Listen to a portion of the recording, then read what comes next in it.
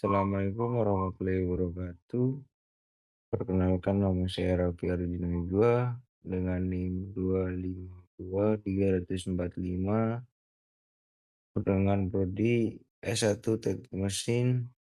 Di sini saya akan mempresentasikan tentang etika keinsinyuran Indonesia.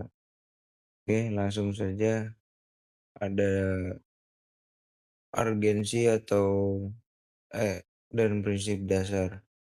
Mengapa etika penting? Keputusan taktis di bidang keinsuran mempengaruhi keselamatan fisik, kesejahteraan ekonomi, dan keberlangsungan lingkungan hidup publik. Secara langsung, dampak langsung. Dampak nyata tanpa integritas moral yang ketat, kegagalan desain atau manipulasi material dapat memicu bencana infrastruktur yang fatal bagi khalayak ramai. Dan di situ ada asas catur karsa dan sebelumnya apa sih itu asas catur karsa? Catur artinya 4, karsa itu artinya kehendak atau dorongan jiwa atau bisa disebut juga niat. Nah, jadi itu catur karsa adalah 4 landasan sikap batin yang harus dimiliki seorang insinyur ya, sebelum bekerja. Di situ ada mengutamakan keluhuran budi dalam bertindak, yaitu selalu mengedepankan kejujuran, moral, dan nama baik profesi di atas segalanya gitu, nggak curang. Dan kedua ada mensejahterakan umat manusia lewat keahlian teknis, yaitu ilmu teknik yang kita punya dan kita bawa itu bermanfaat bagi orang-orang. Ketiga, bekerja dengan sungguh-sungguh demi kepentingan publik.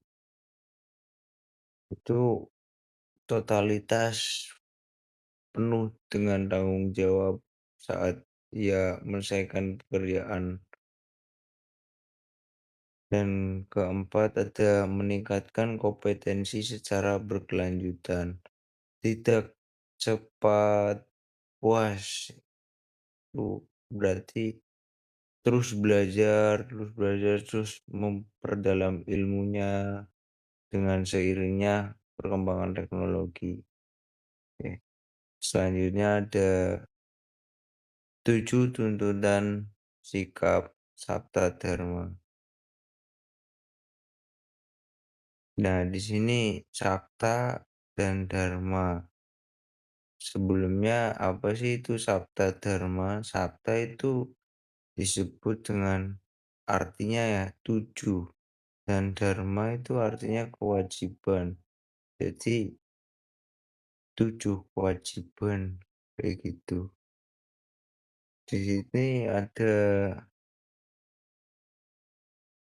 poin-poin tentang Sabta Dharma, panduan perilaku konkret di lapangan, yaitu ada 3 poin utamanya.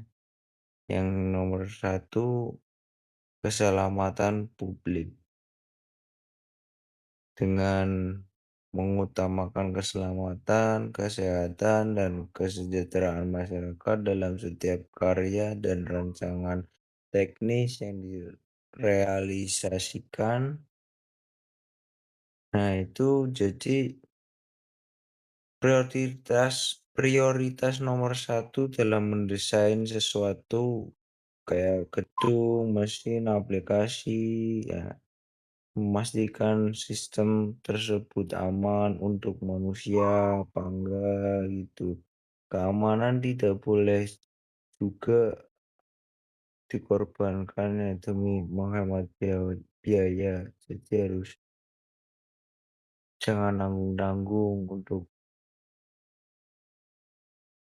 keselamatan untuk diri kita ya. Terus kedua ada kompetensi dan kejujuran.